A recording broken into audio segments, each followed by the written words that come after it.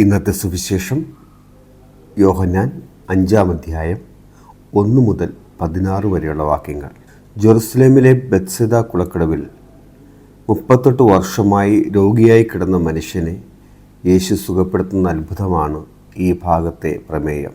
നിസ്സഹായ അവസ്ഥയുടെ ആഴങ്ങളിൽ നിന്ന് പ്രത്യാശയുടെ വെളിച്ചത്തിലേക്കുള്ള ഒരു മനുഷ്യൻ്റെ മാറ്റം നമുക്കിവിടെ കാണാം. 38 വർഷമായി രോഗിയായി കിടക്കുന്ന ഒരാളോട് നിനക്ക് സുഖമാകാൻ ആഗ്രഹമുണ്ടോ എന്ന് യേശു ചോദിക്കുന്നത് വിചിത്രമായി തോന്നാം.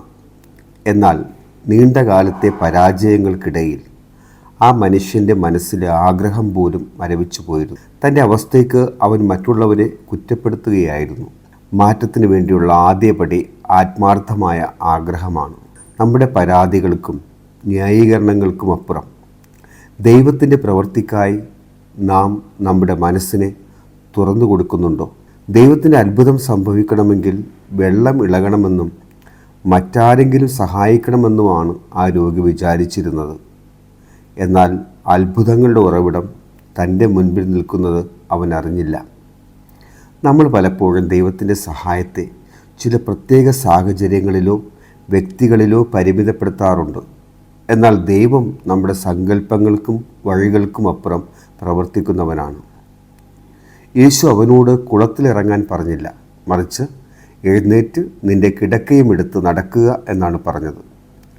വചനത്തിൻ്റെ അധികാരത്തിന് മുൻപിൽ 38 വർഷത്തെ തളർച്ച നിമിഷ നേരം കൊണ്ട് ഇല്ലാതായി. ദൈവത്തിൻ്റെ വചനം ലഭിക്കുമ്പോൾ ഉടൻ തന്നെ പ്രവർത്തിക്കാൻ നാം തയ്യാറാകണം. പഴയ ശീലങ്ങളും പരാജയത്തിൻ്റെ കിടക്കകളും ഉപേക്ഷിച്ച് പുതിയൊരു ജീവിതത്തിലേക്ക് നടന്നു തുടങ്ങാനാണ് യേശു നമ്മെ വിളിക്കുന്നത്. ഈ അത്ഭുതം നടന്നത് ഒരു സാബത്ത് ദിനത്തിലായിരുന്നു. മതാചാരങ്ങളുടെ കടുപ്പത്തേക്കാൾ ഒരു മനുഷ്യൻ്റെ വേദനയ്ക്കാണ് യേശു വില നൽകിയത്.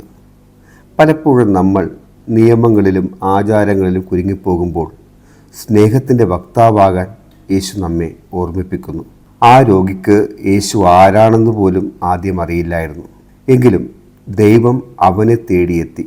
നമ്മുടെ യോഗ്യതയല്ല, ദൈവത്തിൻ്റെ കരുണയാണ് നമ്മുടെ ജീവിതത്തിലെ ഓരോ എഴുന്നേൽക്കലുകൾക്കും കാരണം. നമുക്കിങ്ങനെ പ്രാർത്ഥിക്കാം. കാരുണ്യവാനായ ദൈവമേ, 38 വർഷത്തെ തളർച്ചയെ മാറ്റി അങ്ങയുടെ വചനം ഇന്ന് എൻ്റെ ജീവിതത്തിലേക്കും അയക്കണമേ.